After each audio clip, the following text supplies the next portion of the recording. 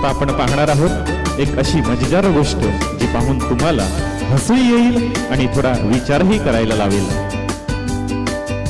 आपल्यामध्ये असा एक मित्र आहे का जो म्हणतो शाळा नको, होमवर्क नको, कोणतेही काम नको? होय, आजचं आपलं नाटक आहे आळशी मुलाचं. एक गोंडस मुलगा पण फार आळशी. त्याला शाळा नको, अभ्यास नको, आईचं ऐकणं नको. त्याला फक्त हवी झोप, खेळ आणि मस्ती. आता रंगमंचावर आपला नायक जो सकाळी उठायला तयार नाही.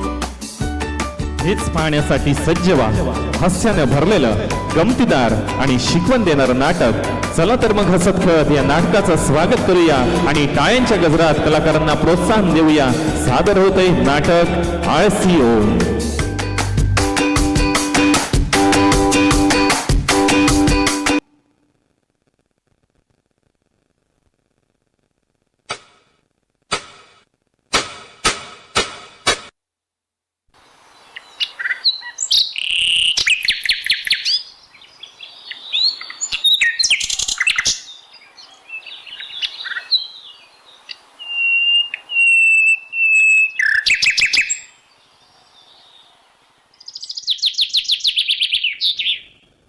अगे तो पक्षी बघ ना, केवढा वरती गेला आकाशाकडे.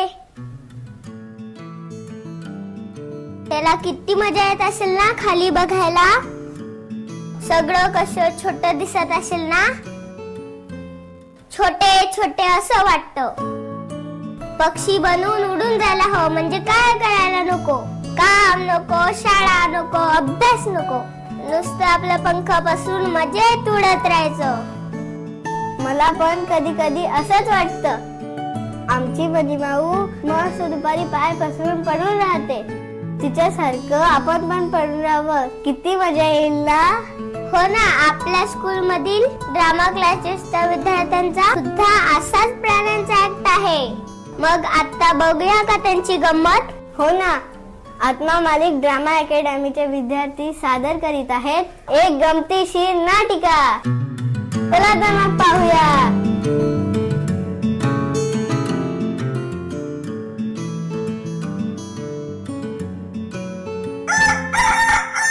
सुबह सुबह ओम की आँख खुलती है तो ओम को लगता है कि वो आलसी हो गया है. सोमवार को उसे लगता है कि वो बंदर है और वो पाठशाला जाने से पहले केला खाता है और वो उछल कूद करता है.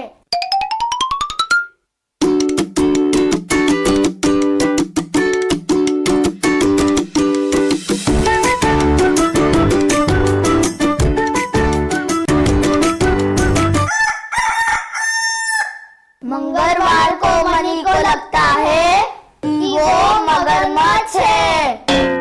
वो अपने नुकीले दांतों से अपने ब्रश को चबा डालता है और अपने लंबे से पूंछ से घर में झाड़ू लगाता है.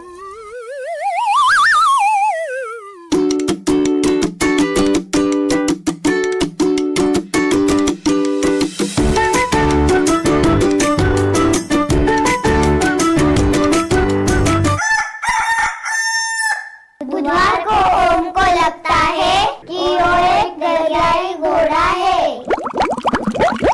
वो अपना बड़ा सा मुंह खोलकर बड़ी अंगड़ाई लेता है और कीचड़ में लोट-पोट हो जाता है.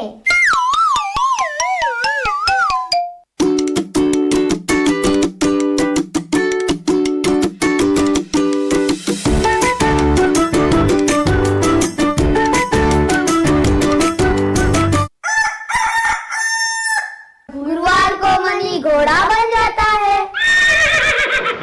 खेल के मैदान में दौड़ते हुए 3 चक्कर लगाता है और अपनी छोटी बहन को पीठ पर बैठाकर खूब सैर कराता है.